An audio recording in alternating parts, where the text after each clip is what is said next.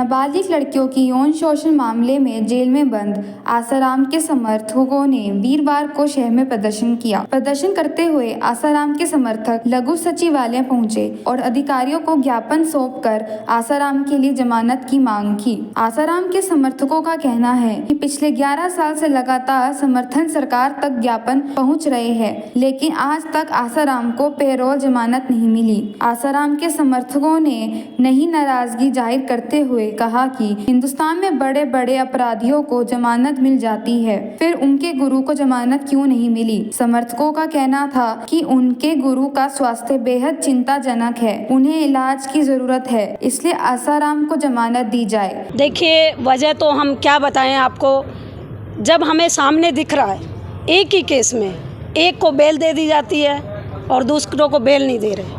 ये तो आप करिए इसकी जांच, कौन है इसके पीछे, क्यों 11.5 साल से हमारे बापूजी को, हमारे सदगुरु भगवान को बेल क्यों नहीं दी जा रही। इस स्वास्थ्य की इतनी बुरी कंडीशन होने के बावजूद भी उनको बेल नहीं दी जा रही।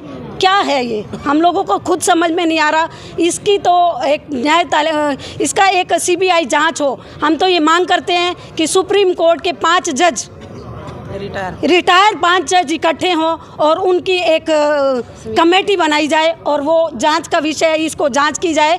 क्या हमारे अपने अंदर के हैं या बाहर के हैं हम नहीं जानते, लेकिन हमारे बापूजी को हमारे से दूर रखा गया, जो अभी बर्दाश्त के बाहर हो गया, अति हो गई है। हम सड़कों पे नहीं उतरे, फिर भी हम न्यायपालिका पे, हम अपनी सरकार पे भरोसा रखते हैं, हम मोदी जी पर भी भरोसा रखते हैं। और हमारी ये न्यायपालिका से, हमारी ये कोर्ट से ये मांग है, हमारी सरकार से मांग है, तो इस विषय की जांच कराए कि हमारे अपने अंदर के हैं या बाहर के, मैं नहीं जानती। लेकिन उनको हमने सामने दिख रहा है कि 11.5 साल की इतनी लंबी अवधि के बाद भी 1 घंटे की पैरोल नहीं दी जाती। आपने बोला न्यायपालिका पे यकीन है। आप महिला हो, बिल्कुल, लेकिन ये यकीन कब तक रखेंगे। महिला हो जिन्होंने आरोप लगाया सूरत की 2 बहनों नाबालिग थी, 164 के बयान थे, उसके बाद बयान भी दर्ज हो गए और सब कुछ। सर वो तो अपना बयान वापसी लेने के लिए भी आए हैं कोर्ट में। सर न्यायपालिका ने ये डिसीजन लिया है, तो क्या मानते हो न्यायपालिका विश्वास? चलिए ठीक है, हम आपकी बात बिल्कुल ऊपर रखते हैं कि उन्होंने बिल्कुल कर दिया, ये सब कर दिया, लेकिन क्या उनको पैरोल नहीं मिल सकती? क्या उनकी अंतिम सांस वहीं पर आएगी? क्या उनको वयोवृद्ध अवस्था में इलाज कराने का अपनी इलाज, क्या दूसरे नेता चारा घोटाला है, कॉमनवेल्थ घोटाला है, दूसरे घोटाले वाले बाहर घूम रहे हैं, चुनाव लड़ रहे हैं, क्यों? क्या वो अपना इलाज भी नहीं करा सकते? क्या इलाज तो ट्रीटमेंट दिया जा रहा, नहीं दिया जा रहा, नहीं दिया जा रहा, अपने आयुर्वेदिक पद्धति से दिया जा रहा, आयुर्वेदिक पद्धति से वो चाहते हैं, हमारे गुरुजी आयुर्वेदिक इलाज चाहते हैं। आप क्या मानते हैं जो आरोप है झूठे हैं? बिल्कुल झूठे हैं, निराधार, एकदम निराधार। साबित क्यों नहीं हो पाए? गवाही चलती है, दोनों लड़कियों ने कोर्ट में गवाही दी है, ठीक है, तो ये आप ये बात बताओ। मैं कहना चाहती हूँ 376 धारा ये किस बिना पर होती है कि लड़की ने ऐसा कह दिया, वो मान लिया गया, चाहे वो प्रूफ दे या नहीं दे, सिर्फ प्रूफ दे या ना दे। लेकिन देखिए आप, उनका बहुत सारे हम एविडेंस दे चुके हैं। वो लड़की पहले तो बालिग है, सर्टिफिकेट में कुछ है, LIC में कुछ और लिखा हुआ है, उनकी अलग अलग कितने सारे ऐसे सर्टिफिकेट्स हैं जिनमें अलग अलग उनकी बर्थ सर्टिफिकेट है में जो बर्थ है उनका वो अलग अलग है। और दूसरी बात 376 किसी एक लड़की ने कह दिया, क्या आप मानते हो जेल में, अभी देखो हमारी राष्ट्रपति मुर्मू जी ने भी कहा बहुत सारे ऐसे कैदी जेल में निर्दोष है, उनका संज्ञान लिया जाए। आपने शायद सुनी होगी राष्ट्रपति मुर्मू जी की, आप मीडिया वाले खूब अच्छे से समझते हैं, सारी बातों को समझते हैं। क्या एक निर्दोष व्यक्ति को अंदर रखे और ऐसी वयोवृद्ध अवस्था में, इससे बड़ा अन्याय सदी का हम नहीं समझते कोई और है। साजिश है या क्या है इसकी? ये साजिश है, कोरी साजिश है। मैं मानती हूँ, देखिए साजिश जो है ये राजनीतिक साजिश, उन्होंने ये अगर हमें पता होता तो लाते ना। 1 मिनट, मैं आपको कहना चाह रही हूँ, उन्होंने जो दैवी कार्य करे 14 फरवरी को वैलेंटाइन डे की जगह उन्होंने मातृ पितृ पूजन दिवस करा। उन्होंने बहुत सारे अपनी घर वापसी कराई, जो हमारा मानना है।